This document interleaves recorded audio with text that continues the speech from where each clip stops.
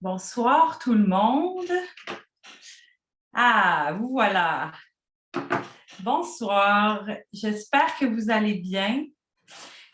Merci d'être là ce soir avec nous pour le lancement causerie d'Irrécupérable, le nouveau roman noir polar de notre cher André Marois. On est vraiment heureuse chez Idiotrope de vous accueillir.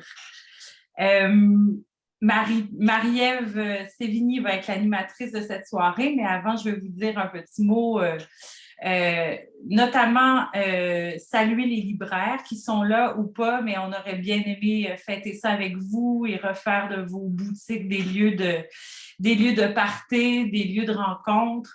On va inviter tout le monde, évidemment, à aller se procurer le livre d'André, les livres d'André, celui de Marie-Ève aussi, pourquoi pas, sur le site leslibraires.ca. Je vais mettre les liens dans la fenêtre de discussion un peu plus tard pendant le lancement. Alors, je vais vite céder la parole à Marie-Ève qui disait tout à l'heure, très justement sur Facebook, que l'anneau d'hier avec le roman d'André se met en zone noire ce soir.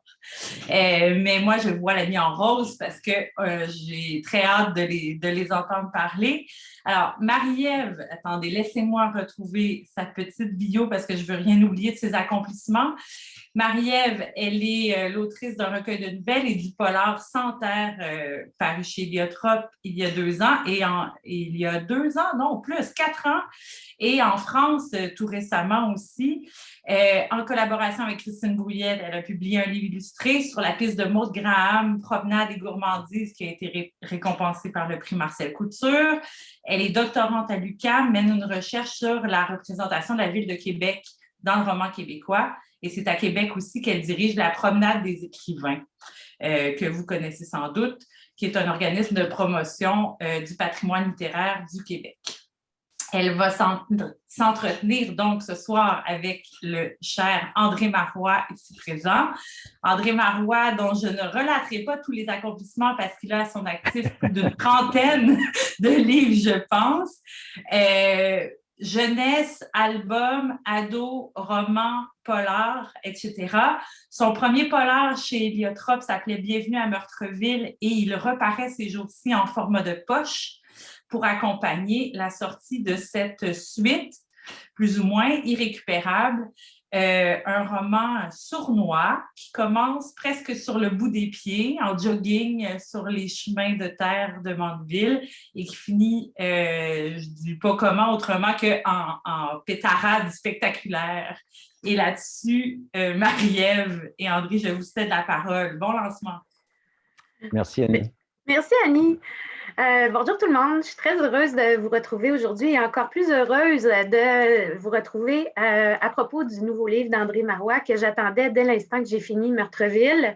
Alors, ça a pris ton temps, mais il fallait que tu prennes ton temps, André. Alors, je suis très heureuse. Merci beaucoup d'être avec nous ce soir, puis merci encore plus de nous avoir offert Irrécupérable, qui est parfait pour ces temps pandémiques parce que ça nous fait voyager alors qu'on est confinés dans 2 régions, en fait. Habituellement, la collection Héliotrope Noir visite une région, cartographie une région en particulier. Toi, tu as dit, ben, on va être généreux, je vais en donner 2 pour le prix d'une. Alors, on se retrouve à nouveau à Mandeville, dans la Naudière, mais aussi à Godbout, sur la Côte-Nord. Alors, tu nous promènes à travers l'histoire de Steve Mazin, qui est un policier qui tombe en vacances.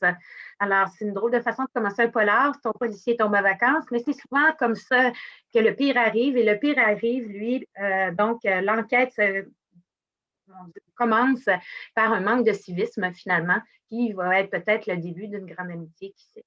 Alors, voilà. Donc, ma première question, en fait, André, j'avais envie de savoir, tu avais commencé l'antitourisme dans la région de la Naudière, à Mandeville, Meurtreville. C'est pas tout à fait la suite.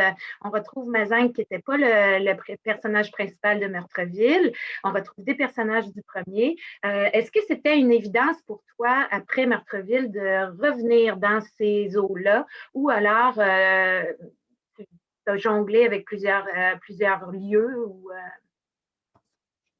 Non, pour revenir à Mandeville, oui, c'est sûr que c'est là que j'aurais. En fait, j'avais pas prévu de faire une suite, si c'est ça la question en tous les cas. Mais l'idée de Mandeville, c'était incontournable. Et puis après, c'est sûr qu'en écrivant le livre, ça a pris toute son ampleur. Puis là, il a fallu que je voyage, d'où la côte nord.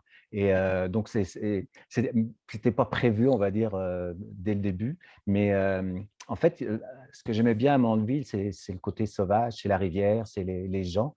Et puis, j'aimais bien mon personnage, en fait, le personnage de Steve Mazinck. Là, dans le premier roman, il a un rôle secondaire. Il apparaît dans dans un autre roman aussi, puis il a toujours des rôles secondaires parce que j'écris pas des romans avec des enquêtes policières normalement, plus des romans noirs. Mais de temps en temps, il faut bien qu'il y ait des policiers qui fassent leur travail. Et donc, quand j'ai besoin d'un policier, c'est Steve Mazinck. Et puis, Steve Mazinck, j'ai eu envie de lui donner le rôle principal pour une fois et donc voir s'il allait être capable d'aller au bout de ses capacités. Il Voilà. est assez, ouais, c'est un drôle de défi que tu lui as donné parce qu'il est animé d'un paradoxe plutôt douloureux chez lui, c'est-à-dire que c'est quelqu'un qui s'est retiré à la campagne pour avoir la paix, mais qui s'ennuie et qui voudrait bien une intrigue croustillante. On sait pas, c'est comme s'il ne savait pas trop ce qu'il voulait. Et tu lui dis qu'il souffrait en fait d'une espèce de, par rapport à ses enquêtes, d'une espèce de syndrome du coït interrompu, c'est-à-dire que ça finit par tomber à plat, mais il rate ses enquêtes, quoi. Alors, Oui, c'est un anti-héros, en fait. c'est ça, c'est un anti-héros. C'est pour ça que je l'aime bien. C'est qu'en fait, il est compétent, il travaille bien, il aime faire des enquêtes, mais il se trouve qu'au moment où ça va aboutir, où il va arrêter, où il va éviter le pire, où il va arrêter le coupable, il se trouve qu'il arrive trop tard. Et donc, les meurtres sont quand même commis. Puis, donc, c'est super frustrant pour lui. Donc, c'est pour ça qu'il a quitté Montréal. C'est pour ça qu'il s'est retrouvé à enquêter à Meurtreville. Ça n'a pas marché. Et puis, donc, il est prêt avec ça. Donc, je trouvais que ça faisait vraiment un personnage intéressant. C'est-à-dire que c'est un flic compétent, mais malchanceux, très malchanceux. Donc, je me suis dit, je vais lui donner une chance. Puis, on va voir si je lui donne une grosse enquête, là, un truc vraiment qu'il il peut pas rater normalement, parce que je lui donne sur un plateau d'argent. Est-ce qu'il va vraiment réussir à y arriver? Puis, est-ce qu'il va vraiment, cette fois-ci, éviter le pire et arrêter les méchants?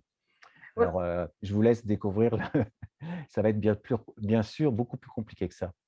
Oui, forcément. Et puis, il y a tout, mon Dieu, on dirait que tu as particulièrement peaufiné la galerie de personnages cette fois-ci. Tu sais, le Meurtreville, on était un petit peu, je trouvais, dans presque face à la structure des 10 petits nègres, là, tu sais, où est-ce que tu as, d'Agatha Christie, Ouais, où est-ce qu'on avait, il n'en reste que 9, il n'en reste que, bon, il y avait comme une ouais, structure comme ça. Tandis que là, au contraire, c'est une structure de l'augmentation. Plus ça va, plus il y a du truand au pied carré. Je veux dire, finalement, bon, ils ne viennent pas tous de Mandeville, ces personnages-là, mais finalement, tu as vraiment travaillé une galerie de personnages, comme je pense entre autres à ton personnage de Blondeau, qui est bon, l'adjudant de Mazin, et qui finalement est un zélé fini. Il veut lui voler quasiment ses enquêtes, il veut qu'il y ait de l'action. Ça exaspère Mazin, mais en même temps, Mazin qui lui dit bon, je vais te laisser. oui, oui. C'est sûr, dans Meurtreville, c'est très linéaire. Le récit se suit bon, sur un mode chronologique. Il n'y a pas de 36 000 personnages. Alors que là, j'y suis allé. J'avais besoin de plus de personnages. Même Annie pourrait le dire.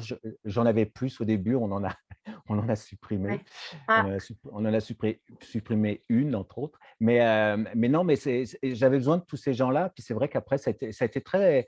Il y a beaucoup de choses que j'ai travaillées d'une façon que je n'avais jamais faite. Et puis, donc, il fallait creuser les psychologies, les personnages. Et puis, j'ai pris le temps de le faire, de les décrire sur la côte nord, les deux quadistes malfrats. Là, je prends le temps de rentrer dans leurs personnages. Puis, c'était plutôt agréable de montrer que tout ce qu'ils avaient de, de mauvais. Et puis, Blondeau, donc, ce jeune policier qui a les dents qui règle le parquet, là, qui est vraiment très ambitieux. C'est un beau personnage pour moi parce que bon, on se retrouve avec un bel antagonisme entre le flic chevronné et le jeune flic. Et puis, assez rapidement, le flic chevronné va encore frapper un mur et puis il va encore jouer de malchance. Mais Mais bon, il y a un retournement de situation assez rapidement qui va permettre, on l'espère pour lui, de s'en sortir. Parce que tu joues un peu beaucoup dans les zones grises, j'ai trouvé, bon, sans révéler rien trop de l'intrigue, là, mais tu sais, nos méchants ne sont pas toujours tous méchants, complètement méchants.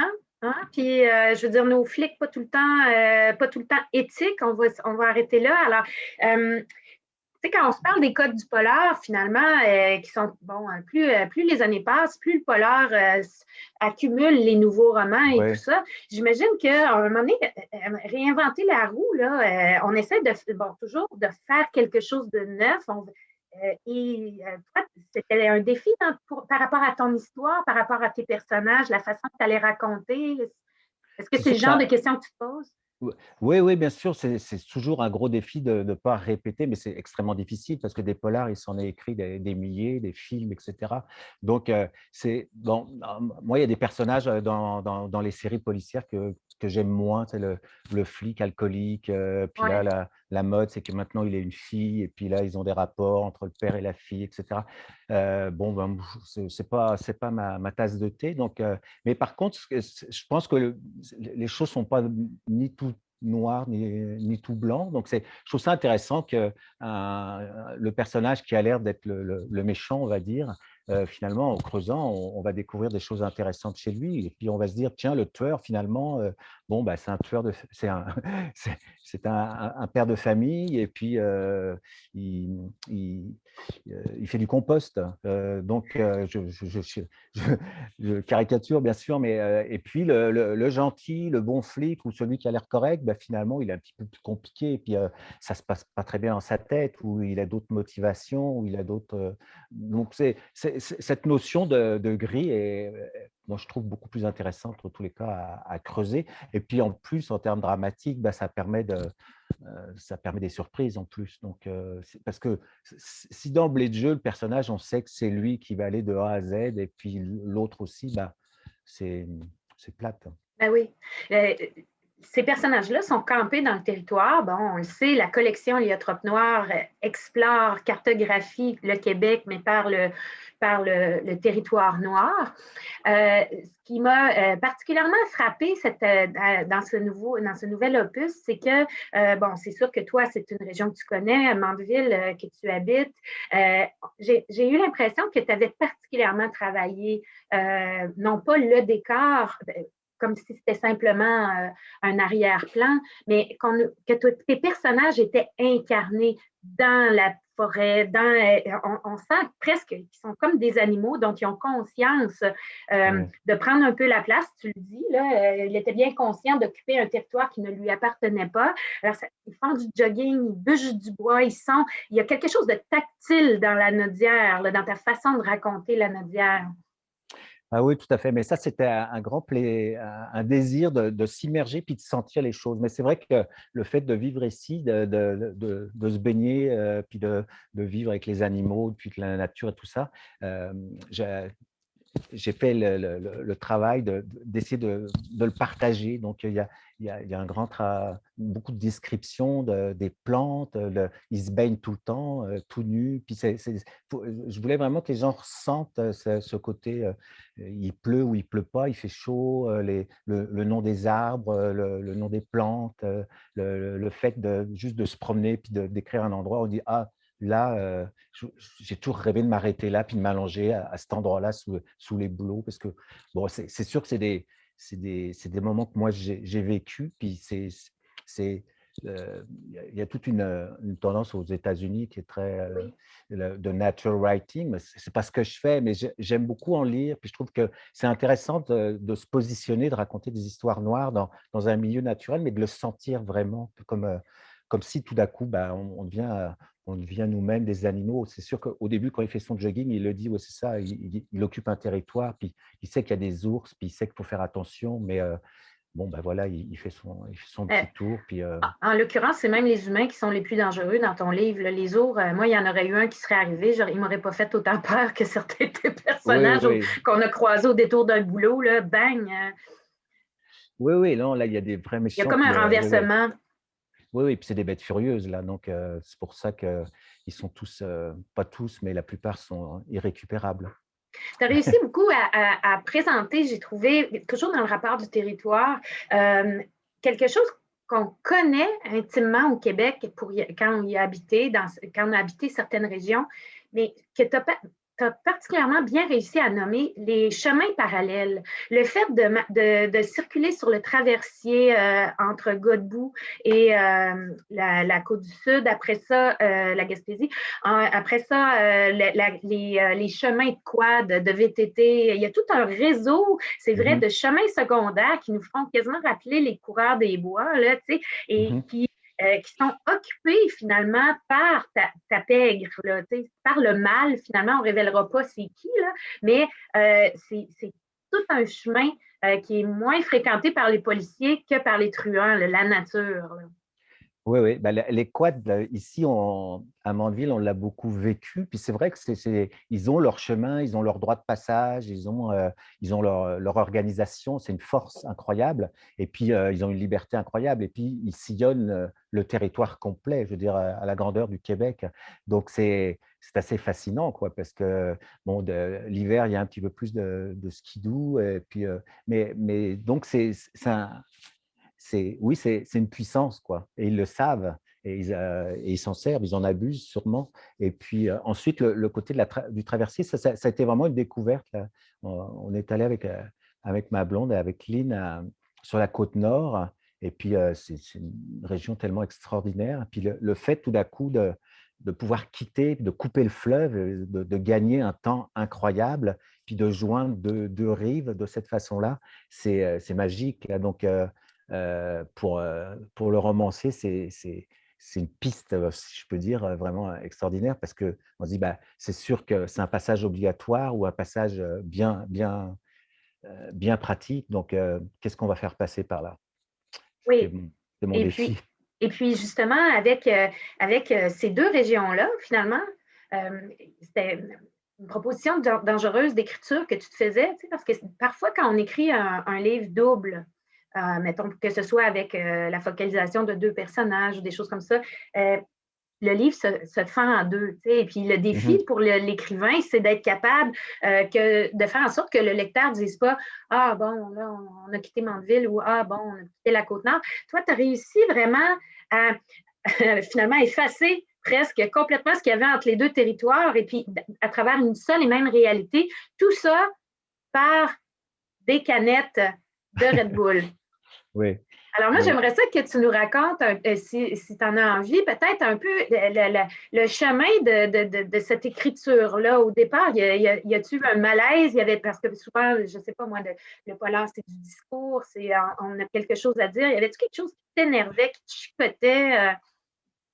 La canette, oui, clairement. Je veux dire, moi, quand on se promène ici, là, on en trouve régulièrement, puis à chaque fois, je comprends pas. Je veux dire, c'est quelque chose qui vraiment, c'est ça, je comprends pas. Je dis comment les gens se promènent dans la nature et jettent des choses alors que, enfin bref, ça n'a pas de nom, c'est un scandale, quoi. Et puis, ça m'est arrivé, en fait, l'élément déclencheur, ça m'est arrivé, mais pas au Québec. En fait, il m'est arrivé en France.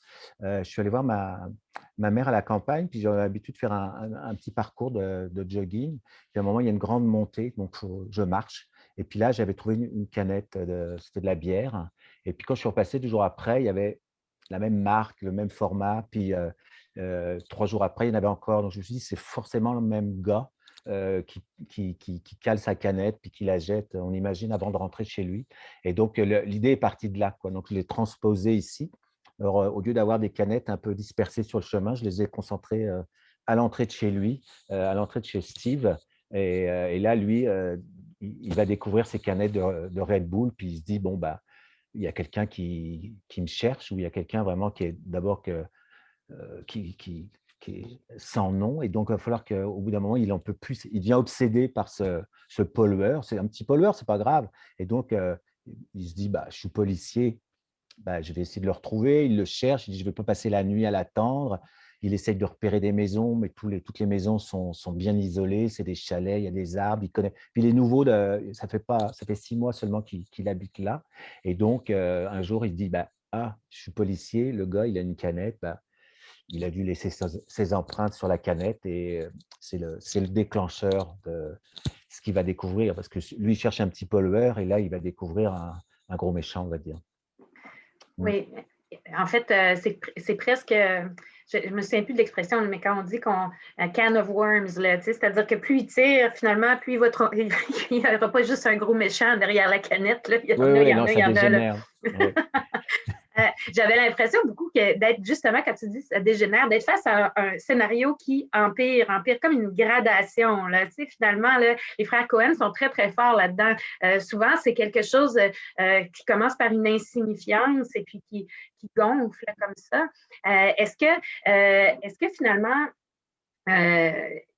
quand tu t'es attaqué à l'écriture, est-ce que bon, certains écrivains disent moi, j'ai besoin de ne pas savoir comment ça finit pour réussir à écrire jusqu'au bout. Est-ce que toi, tu avais une idée complète du roman où nous mènerait ce roman-là, ou ça s'est construit petit à petit? J'avais une idée globale, mais il me manquait beaucoup de morceaux en fait. En fait, ce qui me manquait, c'est sans vouloir tout dévoiler, c'était la raison pour laquelle il y a la personne qui va trouver, là, on peut le dire, c'est un tueur.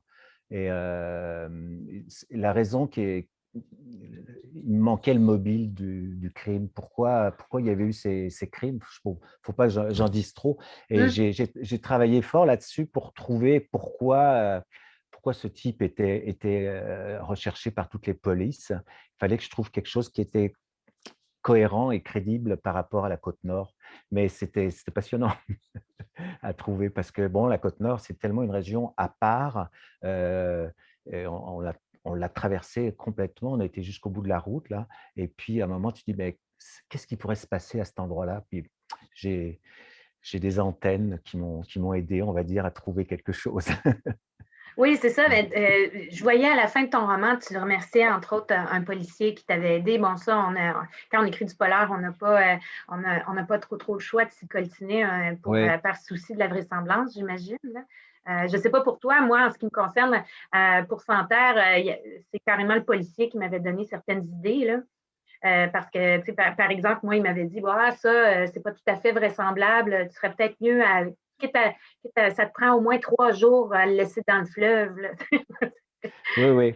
Oui, non, moi j'ai appelé la Sûreté du Québec, là c'était surtout les aspects techniques, mais c'est vrai qu'ils m'ont donné des bonnes idées, quoi. Parce que moi j'en étais encore, ils se parlaient avec des CB, là, il m'a dit, bah là c'est fini ça, on a des téléphones, puis on s'envoie des messengers, puis bref.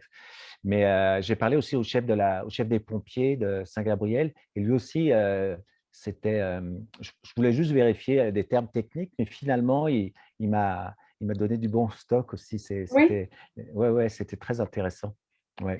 Mais c'est toujours, moi à la fois, je suis très, comme bien sûr tous les auteurs de polar, je fais très attention à ce que je raconte et puis j'ai besoin d'informations, mais en même temps, je ne peux pas me noyer là-dedans, quoi. Donc, il y a une grande partie, il y a plusieurs scènes, on va dire, plusieurs chapitres qui se passent au poste de police de Saint-Gabriel, mais je ne suis pas allé dans ce poste de police, mais volontairement, à un moment, je ne voulais pas que ça devienne un peu trop descriptif de la couleur des murs, etc., quoi. Je voulais juste m'assurer de la plausibilité et puis ensuite, place au spectacle. Oui, puis parce qu'on sent que, en tout cas, dans ton écriture particulièrement, tantôt tu parlais de nature writing, mais comment dire, c'est vraiment du polar littéraire ce que tu fais, c'est-à-dire que ta démarche, c'est vraiment d'interroger le personnage, d'essayer de voir, de trouver le sens, et ça, on le sent dans ton écriture, la faille, les contradictions, les personnages ont l'air d'être construits là, vraiment autour d'une question. Les frères, même des personnages qui sont tertiaires, ils ne sont pas caricaturaux. On sent que tu les travailles, mais sans les juger. Ouais, j'essaye. Non, non, tu parles des frères. Oui, il y a deux frères qui habitent dans la région qui, a priori, quand on les rencontre, c'est c'est Ouais, ils pas font peur, là. ils font peur, ils sont violents, ils sont agressifs, c'est pas des lumières. Et puis, on va apprendre à les aimer ou à les découvrir, en tous les cas, Ouais. sous un autre aspect. Et puis, ouais, ouais. Mais ça prend du temps à s'attacher, mais c'est vrai qu'on s'attache. Le personnage, Steve Mazin, le personnage, entre autres, là, je finis par l'aimer, quoi. Je me dis, bon, lui, il mérite quand même, quoi. Donc, mais spontanément, quand j'écris des histoires, ça évolue beaucoup maintenant, mais au début, je ne m'intéressais pas beaucoup aux personnages, mais j'étais vraiment dans le behaviorisme. Donc, vraiment, c'était l'action qui m'intéressait. C'était vraiment des structures comme ça. Et puis, c'est vrai que, bon, plus je creuse, plus j'avance, plus je m'intéresse justement à la psychologie, on va dire, sans en mettre trop. Mais c'est vrai que mieux on établit notre personnage et plus ça va être intéressant et mieux il va vivre en tous les cas. Parce que c'est pas du tout moralisateur, tu sais, la question de la canette, bon, tu sais, on a tous vécu ça à un moment donné, l'exaspération face Oui, au oui, manque oui. de civisme de quelqu'un. Mais il y a tout de même une certaine résonance, sans que tu fasses prêchi-prêcha, tu sais, une certaine résonance dans la violence des personnages que tu as présentés et la colère, puis bon, toute l'espèce de sauvagerie humaine qu'il y a là. Il y a comme le côté fruste aussi de plusieurs personnages. Il y a quelque chose un peu qui recèle un peu du trumpisme dans lequel on baigne tellement, c'est-à-dire qu'on voit jusqu'où peut mener l'espèce d'ultra-brutalité et l'ultra-stupidité de certains personnages, là. Oui, oui, mais pour ça, il y a des ressources assez amusantes, c'est d'aller voir les groupes de discussion sur Facebook de certains groupes de quadistes, par exemple. Et c'est du bonbon, là, parce qu'ils ils ont des dialogues, ils ont des lignes. J'en ai volé quelques-unes pour mettre dans le livre parce que c'est même trop facile, là. Donc oui, oui, il y a de la matière. Puis bon, après, c'est sûr que moi, j'adore Mandeville, mais il y a quand même il y a quand même des façons de fonctionner, juste de se parler et puis d'aller à l'épicerie qui sont juste d'écouter. Puis j'ai pas inventé grand-chose, quoi. C'est beaucoup volé, là. C'est ça qui est agréable, quoi. Après, bon, j'ai triché puis j'ai mélangé, mais tout est là, quoi. Il y a juste à se servir. Parce que c'est pas banal quand même quand on y pense. Ça doit pas être particulièrement confortable. Tu habites à Mandeville, que tu as rebaptisé Meurtreville, qui est Ouais. vraiment la capitale de l'antitourisme. On a vu dans le premier que quelqu'un essayait de redonner du tourisme, c'est-à-dire de redonner l'envie de visiter en assassinant des gens. Oui. Ça a bien été accueilli tu me disais, par la population, par la mairesse en tout cas, qu'on salue si elle nous écoute. Je sais pas. Oui, non, c'est vrai que j'étais un petit peu inquiet, mais finalement, elle a lu le roman et puis elle a dit qu'elle avait beaucoup aimé. Et puis quand celui-ci est sorti, elle m'a écrit, elle m'a dit: «Ah, où est-ce que je peux l'acheter?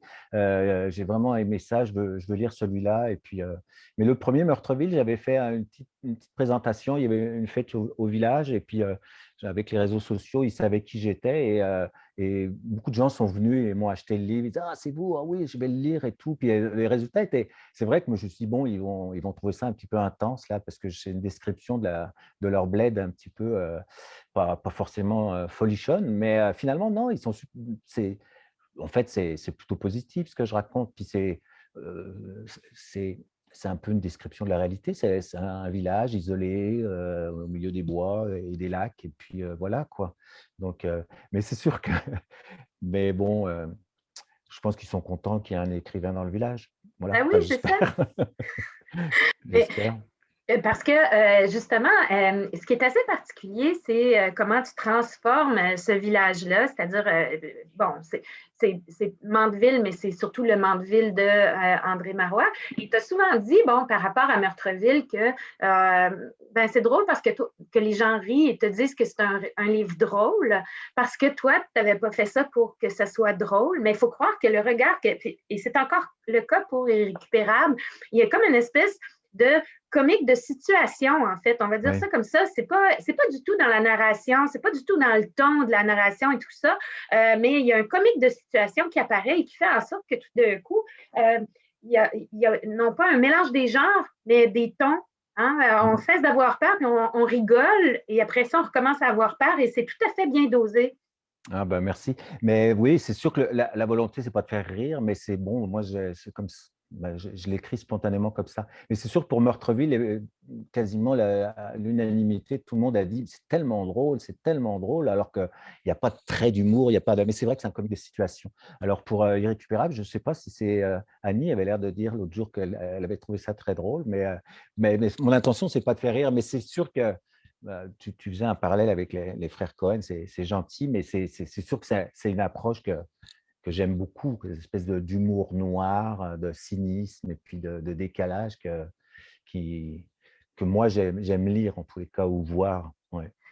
Parce que je pense, entre autres, il y a tu sais, imaginez des quadistes bon, qui n'ont pas nécessairement l'air d'être si futés que ça, puis d'avoir fait de longues études, on va limiter ça comme ça, et qui se mettent à citer du Sun Tzu et à prendre ça au sérieux, c'est-à-dire à calquer leurs activités, leur façon d'agir et de réagir. Ben, Sun Tzu a dit ça, tu sais, comme si c'était leur vieux chum, tu sais, grand-père, il a dit ça, tu sais, Sun Tzu l'a dit, tu sais. Ben Ça, oui, Sun Tzu.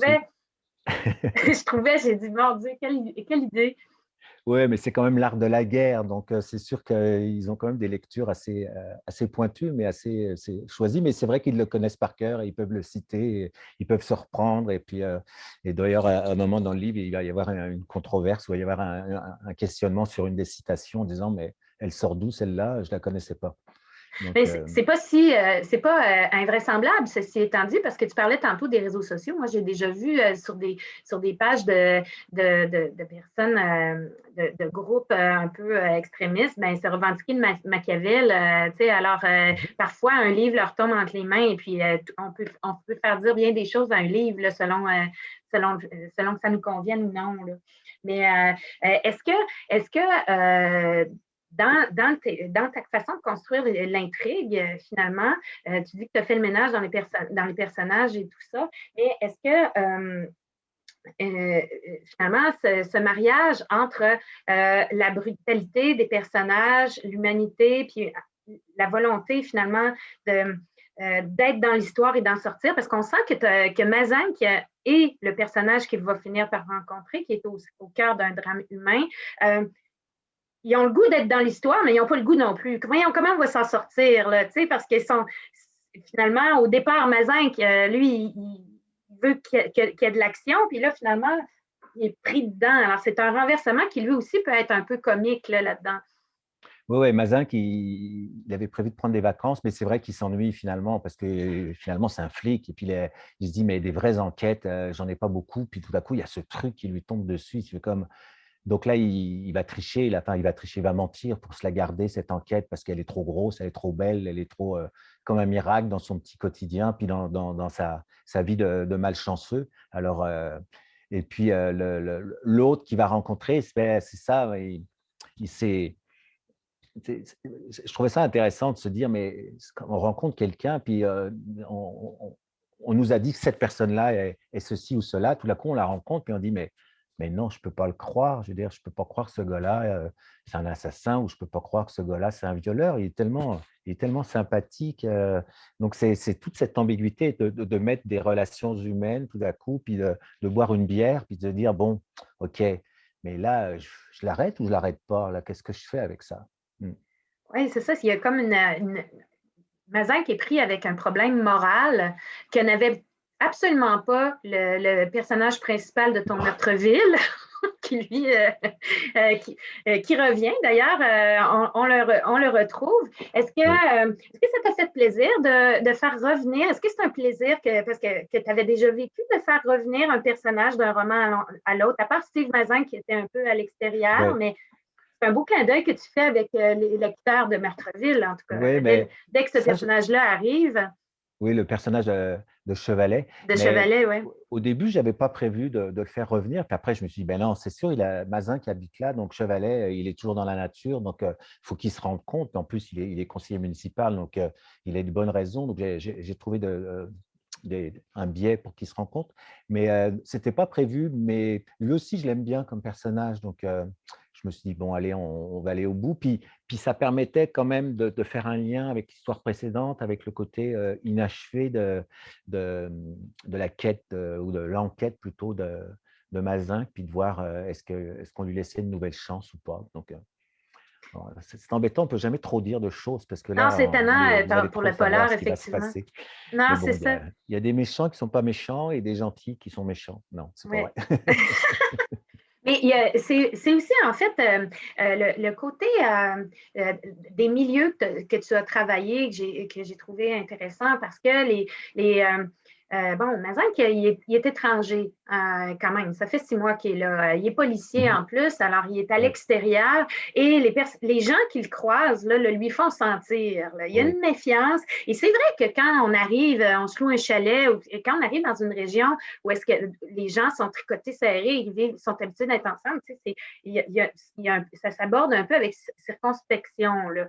Et je trouvais que tu avais bien rendu, est-ce que ce mélange-là des types d'habitants différents, c'est-à-dire il y a les maisons, des chalets saisonniers, des semi-saisonniers, des permanents à l'année, et puis tout ça. Puis il y a comme oui, une oui. espèce à Meurtreville là, d'une caste là, tu sais, des types de personnages finalement.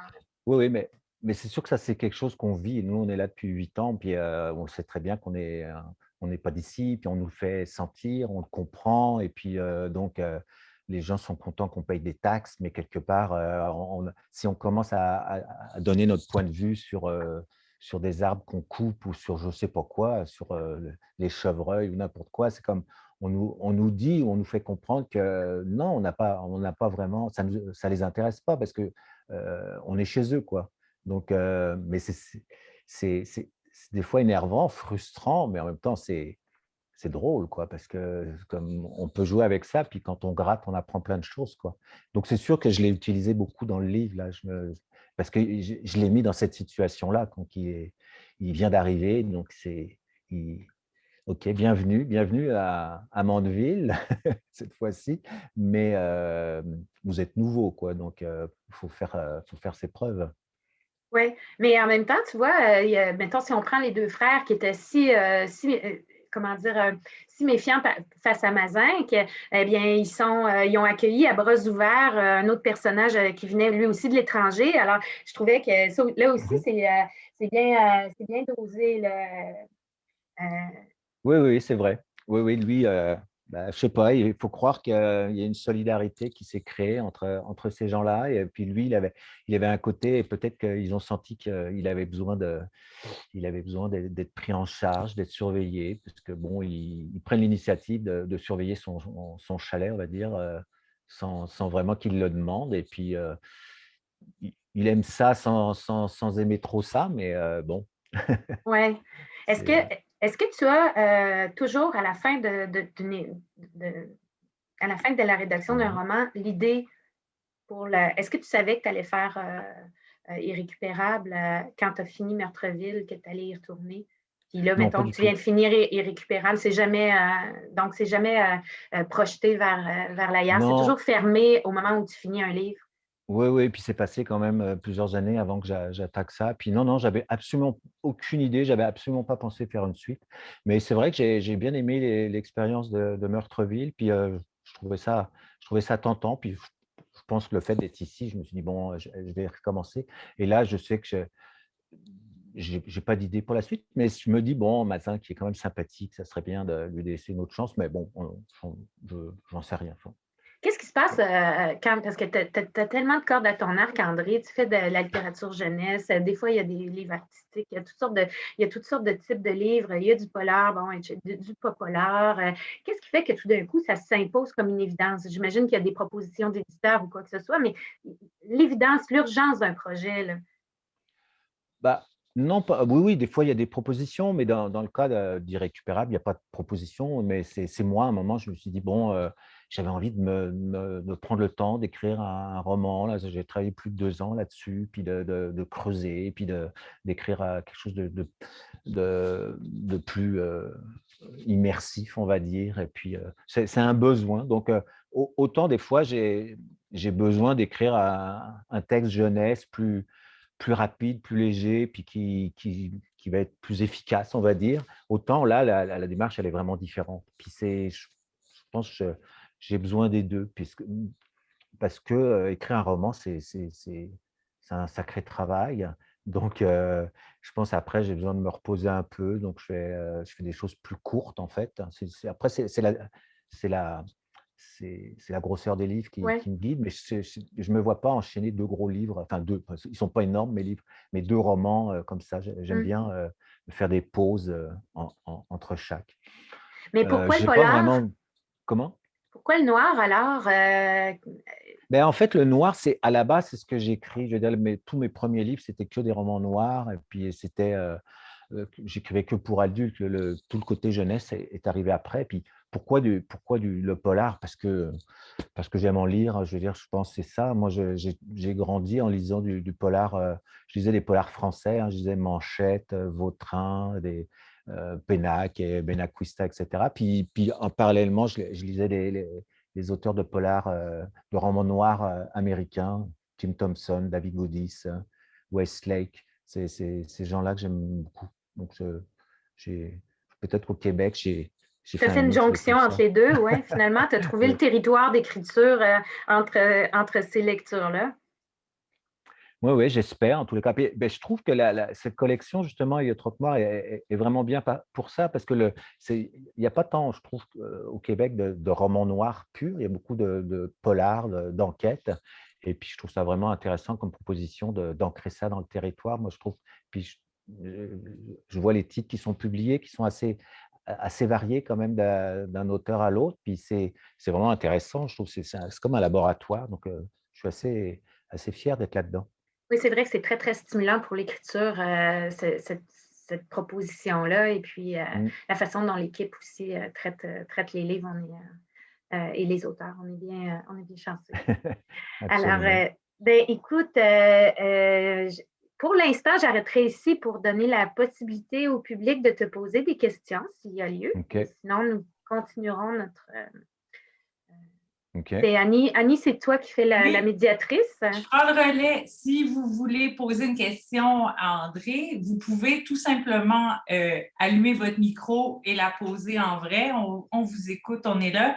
Si vous êtes plus timide, vous pouvez poser votre question dans la fenêtre de conversation, puis je la relayerai à voix haute à André, mais je pense qu'il n'y a pas de souci à se faire. On est entre potes en ce moment. Est-ce que quelqu'un voulait intervenir, ne serait-ce que pour féliciter aussi, ou je ne sais pas, commenter?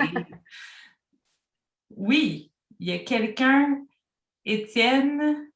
Oui, bonjour Monsieur Marois. Bonjour Étienne. Bon, je comprends que tu n'aimes pas les quadistes, puis les coiffeurs aussi, manifestement.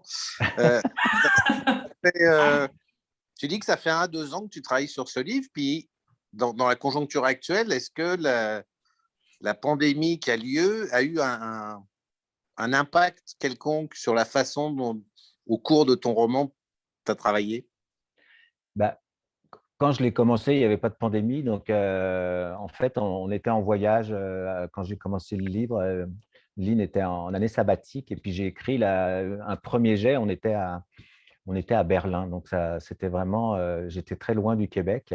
Et puis, mais toute le travail, il y a eu il y a eu beaucoup de réécriture. Il y a eu vraiment 4 versions assez retravaillées, assez différentes. Et puis, toutes les dernières parties, je les ai écrites ici en pandémie. Donc oui, j'étais vraiment, quand je disais tout à l'heure que je décrivais beaucoup la nature, l'environnement et tout, ça a beaucoup joué parce qu'on était là, on ne sortait pas du chalet et puis bah, on se baignait. Et puis tout ce que je raconte, c'était parce je l'ai retranscrit. Donc oui, ça a eu un impact. Mm. Il y a Pierre Sanson qui avait une question aussi. Bonjour Pierre. Bonjour. Bonjour, bonjour. Bonjour. J'enlève ma main à l'instant, merci. Donc, premièrement, félicitations, André. Merci. Santé. Et je me suis mis à la grosse dépense pour toi. Toujours festif, Wow. notre cher Pierre Sanson. Donc, Génial. expliquant cela, j'ai bu un petit peu de champagne, mais si j'aborde ton duo de romans, donc, est-ce que tu me conseilles, parce que je n'ai pas lu le premier, et peut-être que tu en as parlé, peut-être que tu en avais parlé, puis est-ce que je peux aborder, est-ce que je peux commencer, par exemple, accidentellement avec ton deuxième roman? Oui, tout à fait. Oui, oui, tout à fait. Tout à fait. Il y a des éléments d'explication sans tout révéler de ce qui s'est passé dans le premier pour se resituer par rapport surtout à un personnage. Mais oui, oui, c'est des histoires complètement indépendantes. Donc, chin chin, merci. Est-ce que quelqu'un d'autre voulait intervenir? Non? Non, mais c'était formidable en tous les cas. C'était formidable de vous entendre tous les deux. Merci vraiment à tout le monde qui était là. Merci à vous. Merci à vous deux de vous être entretenus. Puis je vous encourage vraiment fortement à aller lire ce petit bijou de roman noir. Drôle, dramatique, envoûtant, qui nous fait voyager d'un coin à l'autre du Québec. On en a tellement besoin maintenant, alors qu'on est à l'aube d'un reconfinement peut-être global, qui sait. Donc, on se réfugie dans les livres et dans les paysages réinventés par nos auteurs et autrices. Voilà. Et là-dessus, je pense qu'on peut se dire « Ah, il y a des commentaires. Est-ce qu'on… » Salut ta soeur. Ben, moi, je voulais dire merci à tous ceux qui sont venus et tous ceux qui ont participé. J'ai même, je pense que j'ai ma sœur qui m'a écouté depuis la France. Et c'est formidable, il est tard. Et puis, merci à toutes les filles, je vais dire, d'Héliotrope et de Fabien et de tout le monde. C'était vraiment, j'adore travailler avec vous. On travaille fort, mais c'est quand même, ça vaut le coup. Dans la joie quand même, à chaque fois oui, dans la joie. Et puis, je suis très fier de ce livre. Et alors, bonjour Véronique. Absolument. Donc Marie-Ève, est-ce qu'on te laisse merci à un vous. petit mot? Oui, ben moi, je voulais dire en fait deux choses. Je renchéris sur ce que vient de dire André. C'est vrai que c'est une belle équipe. Et puis, moi, ce qui m'a frappé quand c'était quand même mon premier roman, c'est l'amour du texte, en fait, l'enthousiasme des lectrices et de toi, Annie, en particulier, tu sais, de travailler le texte, d'amener des suggestions, mais aussi de tomber amoureux du texte. Ça, je l'ai beaucoup, beaucoup ressenti. Et ce que je voulais dire aussi pour Irrécupérable, pour poursuivre un peu sur ce que disait Pierre Sanson, effectivement, on peut le lire de façon complètement, lire les deux romans de façon complètement indépendante, mais je dirais qu'il y a quand même une jubilation de lecteur ou de lectrice à faire à lire dans l'ordre parce qu'il y a parfois des petits clins d'œil de lecteurs qu'on peut retrouver. Ça a été un plaisir de retrouver l'univers d'André Marois et j'ai le goût de te dire, prends ton temps, mais pas trop de temps pour le prochain. Oui, je note. De toute façon, on est encore confinés pour quelques temps, donc ça va donner du temps. Et visiblement, André ne manque pas d'idées. Non. Non, ça va. Merci. Merci à tout le monde. Au revoir et on se retrouve, j'espère, en vrai très bientôt. Au revoir.